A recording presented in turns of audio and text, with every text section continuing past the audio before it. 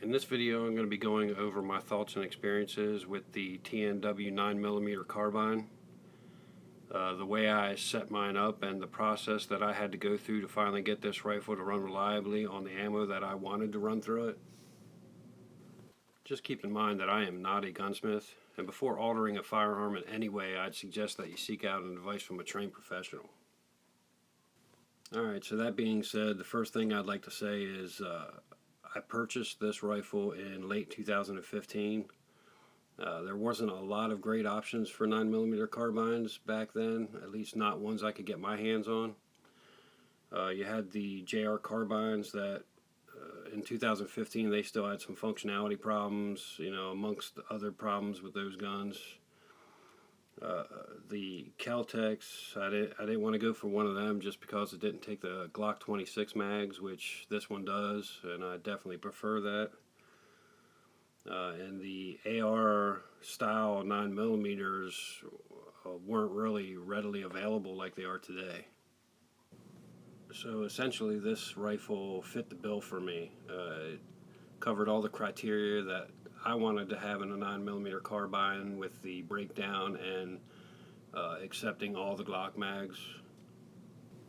If I had the necessity to buy a 9mm carbine today, I doubt I'd go with this model, just because, you know, since 2015 JR carbines have, you know, kind of upped their game. Their stuff runs pretty good now. Not to mention Ruger just came out with their 9mm carbine, and that has a cold hammer forged barrel for, you know, under $500, which is a hell of a deal. And I see nothing but good reviews about that rifle. So that's probably the path that I would take if I was looking for one right now. Okay, so when I first received this rifle, I quickly realized that it wasn't going to be as reliable as the videos at the time claimed it was going to be. Keep in mind that in 2015, this thing was fairly new to the market, and the videos that were out at the time were mostly from TNW themselves, and they were just, you know, trying to sell the gun. And there were a few independent reviews online that actually gave it favorable reviews. So it is currently late 2018, and as time goes by, there are many more examples of videos addressing the problems of these rifles coming online, which I'm afraid this is going to be another. So the main problem I was having with this rifle from the very beginning was that it had severe failure to eject problems. And from other videos that I've watched, this has happened to a lot of other people. The only thing that I knew to do back then was take it home and polish my feed ramps, and, you know, quickly found out that that did absolutely nothing to fix the issues. So this gun ended up sitting in my safe, and I would pull it out every once in a while, knowing it was going to jam, and just, you know, clear my failures and move forward.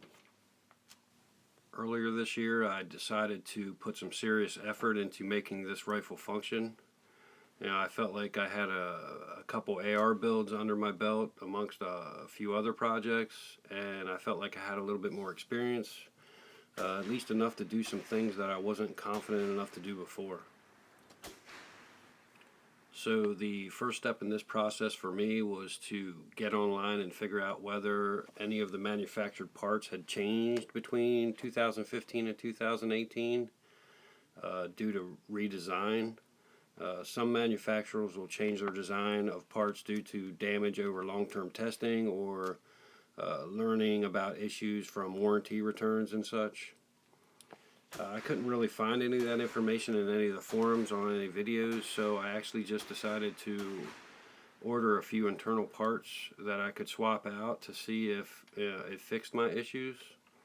So I ended up purchasing a new extractor spring, ejector, bolt stop, buffer, and buffer spring. So when I finally got these parts and had a chance to compare them to my original parts, I gotta say I got a little excited, because visually you could tell some of them were different. The dimensions of the ejector were completely different. The weight of the buffer was 0.2 ounces different. The configuration of the buffer spring was different than the original. That excitement quickly faded when I went to the range and had a failure to eject on the second round. I'd also like to say that while I was making these range trips, checking out the new parts, I was also adjusting the buffer tube in and out. The requirement there is that the buffer tube be a minimum of 4 turns in, and that your charging handle isn't slamming into the back of the slot that it rides in, and you can adjust your spring tension that way. And also I was using a variety of different types of ammo. Some of it was Walmart Special Federal 115, some was Remington 124 grain plus P, Aguila 115 plus P. I had some 124 grain Ammo Valley remanufactured, used some Winchester military grade 115 grain 1300 foot per second, and I'm sure some other ones I can't recall right now. And all that ammo was used in Glock mags. So at this point I felt like I did all I was willing to do. I felt like I spent enough money on, extra parts and ammo. So that night after the range, I actually contacted TNW via email. I asked them if there was anything that they were willing to do to help me, and to their credit, they offered to take the rifle back in and see if they could get it to function properly. They even paid the shipping. So when I finally got the rifle returned to me, without any description of work that was done, by the way, I was very anxious to get it to the range for testing. And just a little side note, I tend to take pictures of gun parts during builds and like the initial cleaning for the purpose of identifying wear, among other things. But in this case, I was definitely glad I did, because the only way I could tell what TNW did was to refer back to those pictures. And it turned out that they actually replaced my entire bolt carrier group, my buffer tube. Something else worth noting on this is that most of the internal parts on this carbine are proprietary. I'm not exactly sure about the buffer tube, but I did notice that the very end of it seems to be a lot thicker than any of my other mil-spec buffer tubes. So when I finally got my reworked carbine to the range, I quickly realized that nothing had changed. It was like second round in, failure to eject. So at this point, I felt like I was at my wit's end. I actually packed up, searched out the gunsmith at my range, and had a long discussion with him while he looked over the gun. The very first thing he said as soon as he touched it was, "That's the strongest spring that I've ever felt on a 9mm carbine." So following that statement, the next thing I said was, if this was your rifle, what would you do to it? And his suggestion was to start cutting off coils until it functioned. So, he said it real matter-of-factly, like it was his first thought. This got me to go home and start researching, spring reduction. And most of what came up for me was AR related. So reducing springs in ARs are not a good idea. You have all kinds of problems there. Right off the bat, you're most likely masking another problem in an AR, or you got to worry about your gas key bottoming out in your buffer tube and doing damage in that way. But I also found some very interesting information on tuning 1911 recoil springs, for certain loads. And since this is a blowback operation rifle, I felt like it kind of matched up there, and I didn't have any kind of gas system to worry about, no gas key to worry about hitting anything. So I kind of looked at this situation like tuning a 1911 spring.